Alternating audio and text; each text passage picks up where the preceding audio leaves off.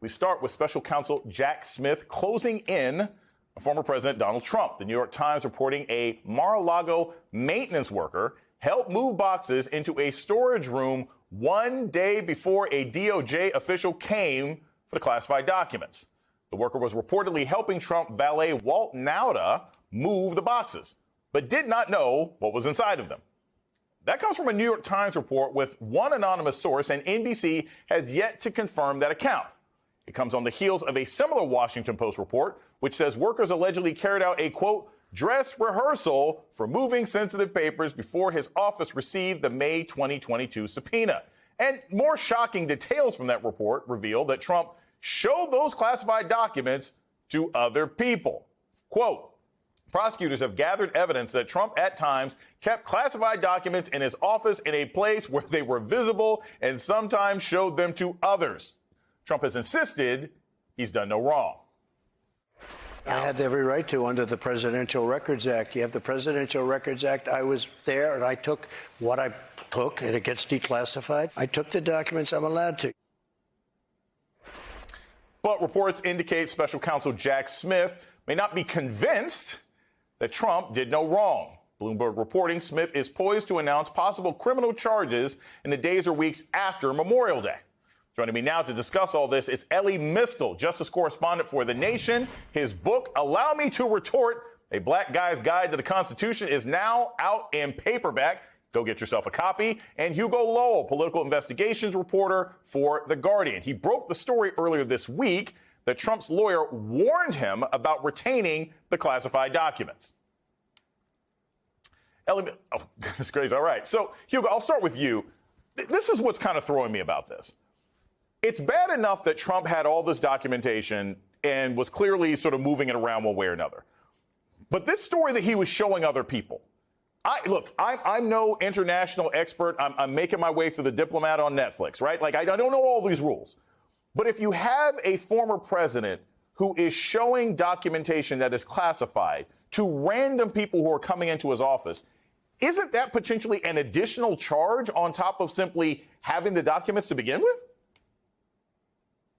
I don't know if it's an additional charge. I mean, we know that the special counsel is investigating Trump under Section 793E of the U.S. Code.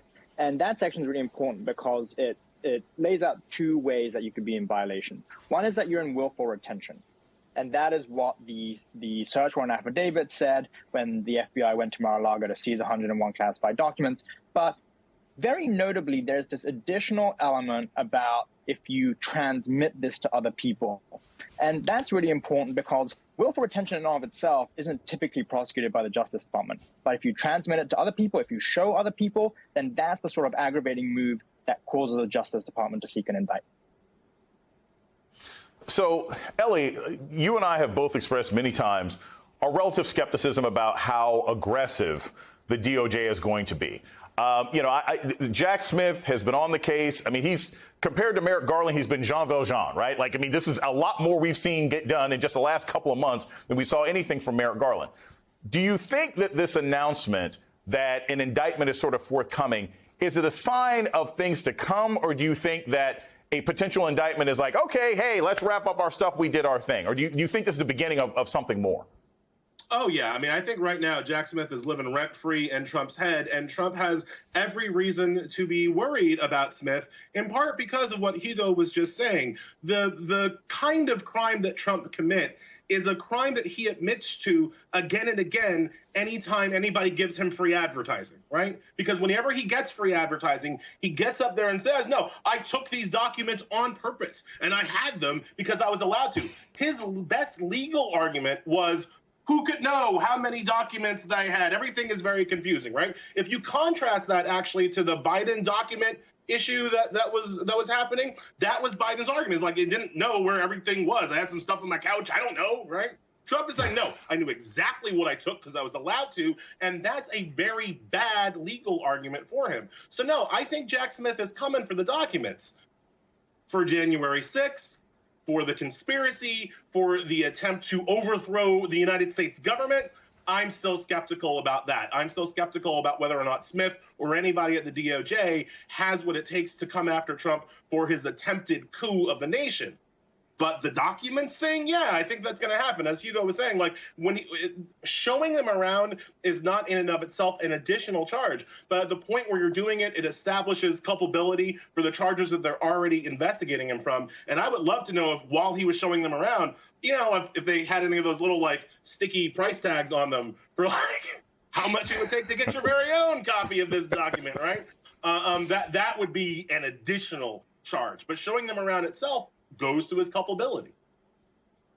Hugo, so New York Times prosecutors want to know if the documents were moved before the Trump lawyer went through them.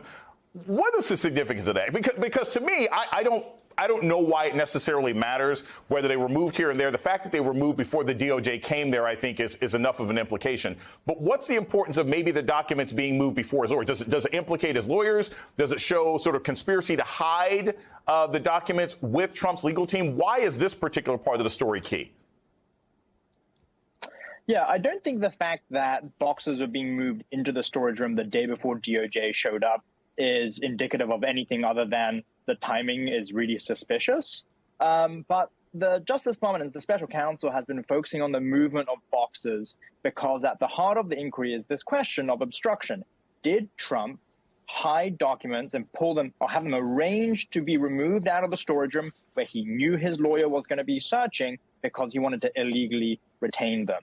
And what the Justice Department has been trying to do by piecing together surveillance footage, the actions and testimony of what other people were doing, like Walt Nauder, the valet, his assistant, who was helping him move boxes in and out. They are trying to see if there is a window at which point Trump could have pulled documents out of boxes and hid them elsewhere at Mar-a-Lago. And what we have started to learn is there are various points in that timeline which basically there are gaps in the surveillance tapes. There are certain moments when we don't know what was going on. And that is where the special counsel has been concentrating. And that's why the movement of boxes becomes so significant.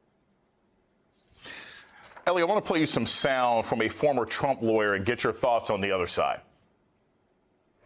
All they really have to do is show that Trump moved these documents at various times when DOJ was either demanding them or actually present. I think this obstruction case is a tight case. And yes, I do think he'll go to jail on it. Imagine a Ty Cobb on the right side of history. This is former Trump lawyer Ty Cobb talking about the fact that he actually thinks that Trump is going to go to jail. Ellie, do you think that's a possibility? And frankly, just even from a legal standpoint, if Trump were to be jailed for documents, would that have a potential impact on the investigation into his involvement in January 6th? Yeah, so first of all, I think it's amazing that Ty Cobb with the crazy hair and the mustache actually turned out to be the most competent attorney Trump has ever hired by a mile. Ty Cobb knows what he's doing, unlike the yahoos that Trump has for him now that he probably just got off the subway ads, right? So number one, I think Ty Cobb makes an excellent point. I do think that this is the kind of offense that could land Trump in jail. I just don't think it can land Trump in jail before the election. Because when you look at the possibility of Jack, and I've said this before, if you look at the possibility of Jack Smith indicting, let's say I've made the over-under on June 1 as an indictment date in the office pool, or I took the over slightly. I think I'm going to hold up on that. But if we have an indictment sometime in June, how long do you think before we get to an actual trial, right? In a speedy, fastest way possible, you're talking about at least a year before he can actually be brought to trial. Well, you start playing the tape out, and now you're into the Republican National Convention. And now you're talking about potentially having a trial of a person who is a major party nominee for an election in a few months. I don't see how you have that trial in those circumstances. I don't see how you pull a jury in those circumstances. What counts as jury tampering? Does every Trump campaign ad during that trial count as jury tampering at that point? It becomes just hard kind of procedurally to see how you would have a trial and lead to conviction before the election, which means you're going to have to deal with another election, right? And then what happens after that election, it really might be that we're waiting on November, whatever it's going to be, 2024, to find out not just who the president is, but Trump could need to win that to avoid jail. Right? Trump could need to win that so he can pardon himself, so he can avoid jail time. That could be the stakes of the 2024 election to Trump. I just don't think any of it can happen before the actual election. And that, that makes me sad. Hugo, Ellie brings up a really, really good point here. This is one of the reasons why people, myself included, many commentators and analysts and journalists and legal experts were like, hey, speed this up. You need to take care of this probably before the midterms, because given the sort of slow grind of the wheels of justice, it was one thing for Garland and other officials in the DOJ to say, hey, we don't want to appear to be doing anything partisan. But Ellie's timeline is not unrealistic.